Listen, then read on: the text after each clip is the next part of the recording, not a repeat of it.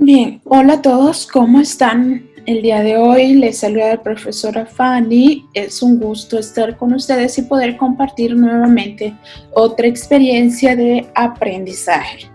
Bien, para el día de hoy entonces les traigo un tema muy interesante que es el de división celular.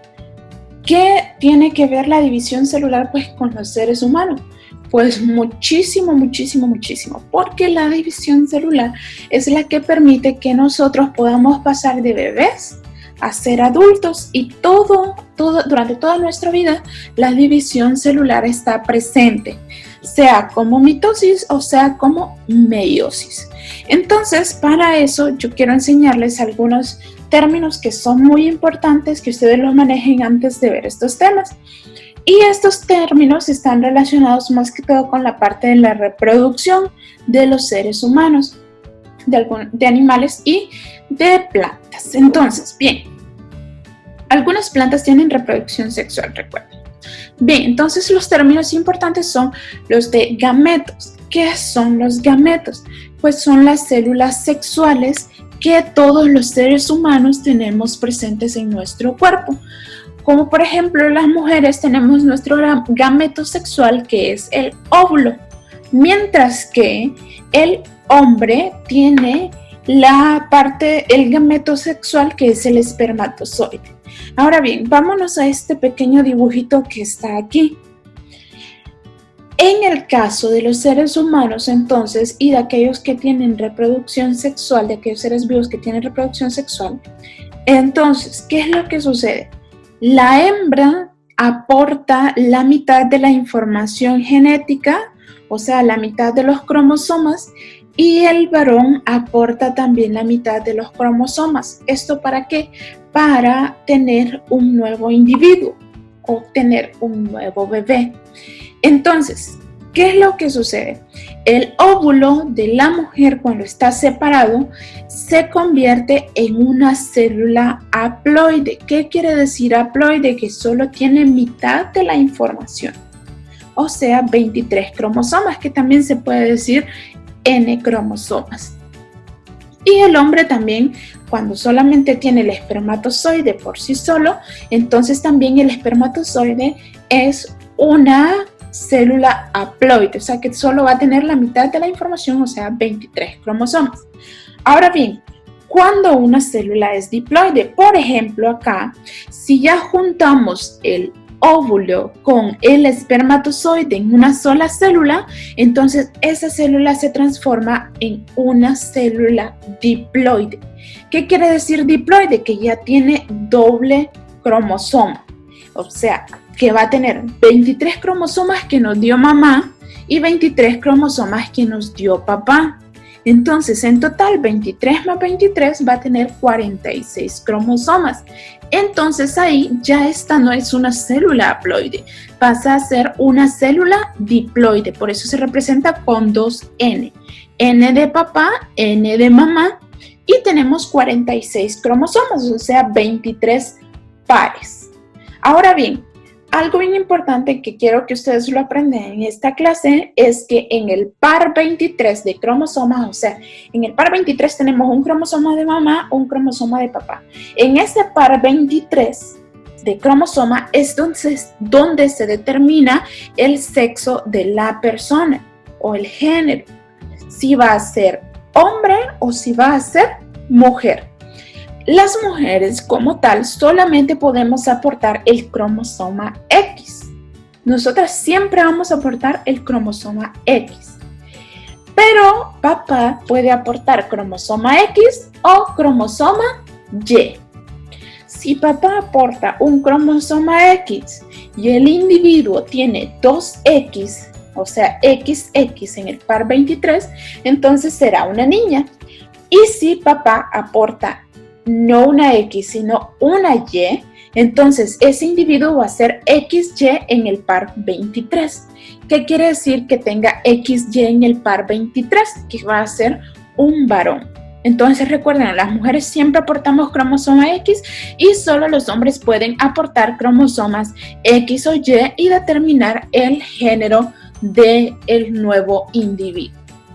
Y entonces cuando ya tenemos el espermatozoide y el óvulo juntos, ya tenemos algo que se llama cigoto, que es la primera parte de la gestación de un individuo.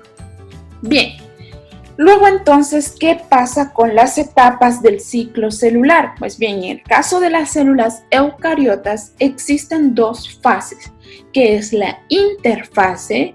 Interfase quiere decir que está entre una mitosis y otra mitosis, ¿sí? Y en la interfase lo que la célula hace es desarrollarse como tal, crecer y crecer para empezar el proceso de división celular a través del cual va a generar nuevas células.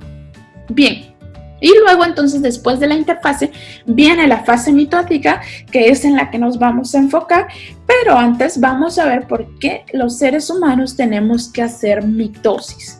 Bien, ¿por qué tenemos que hacer mitosis? Primero, la mitosis entonces lo que permite es generar nuevas células idénticas. También permite que los seres humanos tengan las células necesarias para poder crecer. También permite que se renueven aquellas células que ya están viejas y que no pueden seguir haciendo su función de manera correcta. Y también en el caso aquí, como lo menciona, de la levadura, que es una célula eucariota, que tiene núcleo presente, la mitosis es su forma de cómo generan nuevos individuos, o sea, su proceso de reproducción. Y luego entonces, algo bien importante a destacar es que la mitosis está presente en la mayoría de las células de nuestro cuerpo. Y algo aquí, la notita que les dejo, o sea, que siempre me gusta dejarles notas extras, es que cuando las células están en la mitosis y digamos, ¿qué pasa a mí si una parte de la mitosis no se da correctamente o falla algún proceso químico o algún proceso que se dé dentro de la mitosis? ¿Qué sucede con esa célula? Pues lo que pasa es que esa célula no va a funcionar bien, no va a servir y entonces posiblemente esa célula como no sirvió, no se dio el proceso correctamente, entonces puede originar cáncer. Y eso es lo que sucede. Nuestro cuerpo es tan maravilloso que tiene increíble cantidad de reacciones y los procesos deben de darse de manera correcta, porque si algo falla, entonces vienen las enfermedades. Bien. Ahora vamos con las fases de la mitosis. Está la citocinesis, pero la citocinesis la vamos a dejar ahí aparte porque la mitosis solamente tiene 4 fases. Y es la profase, metafase, anafase y telofase. Aquí ustedes ven esta frase que nada tiene que ver con la mitosis. Pues no, es un truco que yo les dejo para que ustedes se aprendan el orden o la secuencia que tienen los pasos de la mitosis o las fases de la mitosis. ¿Cuál es? Que dice acá, poda el matorral. Con esa frase de poda el matorral ustedes van a aprender que P es de profase, M de metafase, A de anafase y T de telofase. Bien, entonces ahora sí que ya tienen ese truquito para acordarse de todas las fases de la mitosis, vamos con la primera parte. Es en la G2. La G2 es una parte o una etapa, la última etapa de la interfase. ¿Qué sucedió en la G2? Pues en la G2 ustedes ven que hay doble cromosoma aquí, o sea, ven 2 líneas moradas juntas, 2 líneas en rosa juntas. Esos son los cromosomas. ¿Qué quiere decir eso? Que el ADN o la información genética ya está duplicada. ¿Sí? Ya se duplicó. Ya hay una copia del ADN.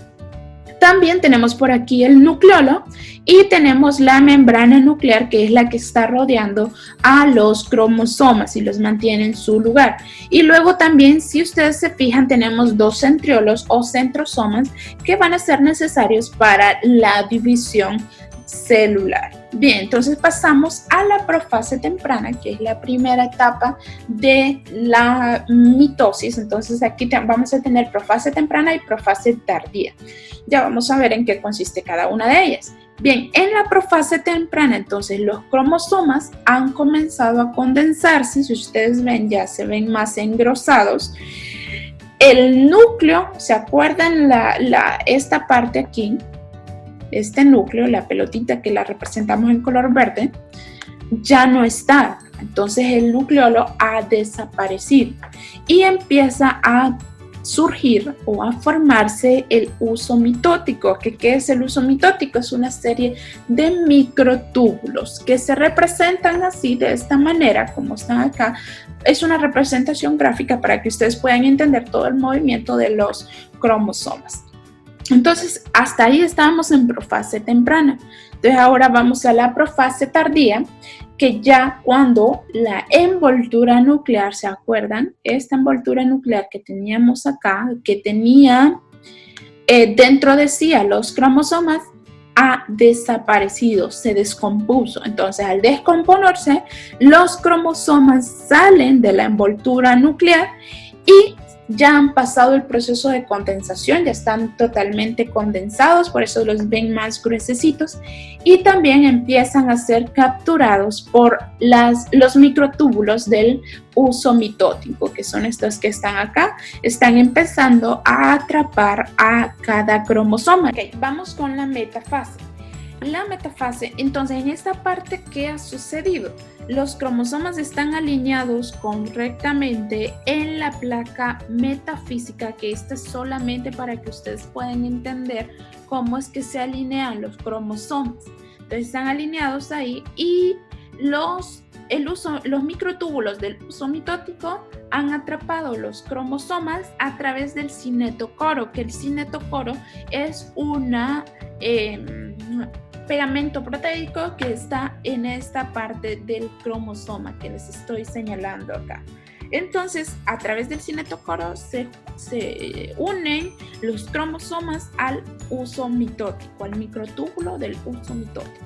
Entonces, la siguiente es la anafase. ¿Qué pasa con la anafase? Lo que sucede en esta etapa es que las cromátidas hermanas se separan aquí. Esta es una cromátida hermana, esta es otra cromátida hermana. Entonces, como les había dicho anteriormente, hay un pegamento proteico que permite que el uso mitótico las capturara. Entonces se llevó una cromátida hermana, el uso mitótico del sur, digámoslo así, y se llevó el otro cromosoma, el otro uso mitótico del norte. Ahora bien, ¿qué pasa con los microtúbulos del uso mitótico que no tienen o que no han capturado un cromosoma, como en estos casos? Lo que hacen es que se alargan un poco más para poder forzar a la división, son como fuerzas que llaman los cromosomas hacia cada uno de sus polos. Entonces, eso es lo que hacen los microtúbulos del uso mitótico que no tienen un cromosoma. Y entonces, aquí cada cromosoma tiene unas proteínas que se llaman proteínas motoras, que son las que le ayudan a desplazarse desde el ecuador o la línea metafísica que estaba aquí, ¿se acuerdan? Desde ese punto, esas proteínas motoras les ayudan a moverse hacia cada uno de los polos que están presentes en las células. Entonces, llegamos a la telofase. ¿Qué sucede acá? Acá entonces se formaron dos nucleolos, que son estos que están en color verde.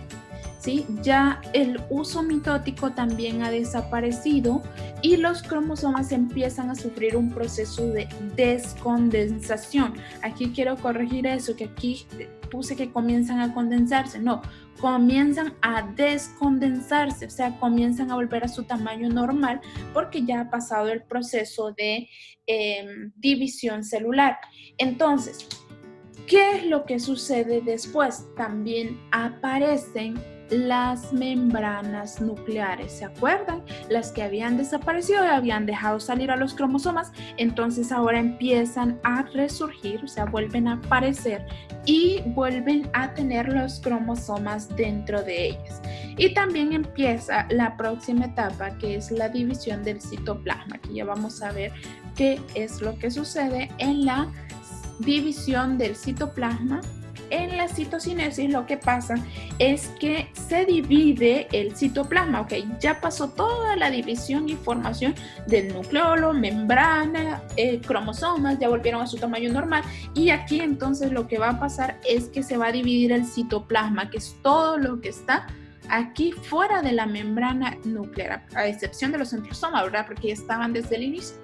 Y entonces este proceso de división se hace a través del anillo de actina, que es una especie de surco de división celular. Entonces al dividirse totalmente se generan las dos nuevas células o las dos células hijas. En el caso de la célula vegetal, entonces no se llama anillo de actina, se llama placa celular, que es la que permite que las dos células se puedan separar. En el caso de las células vegetales, porque el anillo de actina es en el caso de las células animales, este ejemplo que tenemos acá. Y entonces así llegamos de nuevo a la interfase, y esta es la G1 temprana de la interfase, que es donde las células pues ya han completado la citocinesis y ya tenemos dos células idénticas.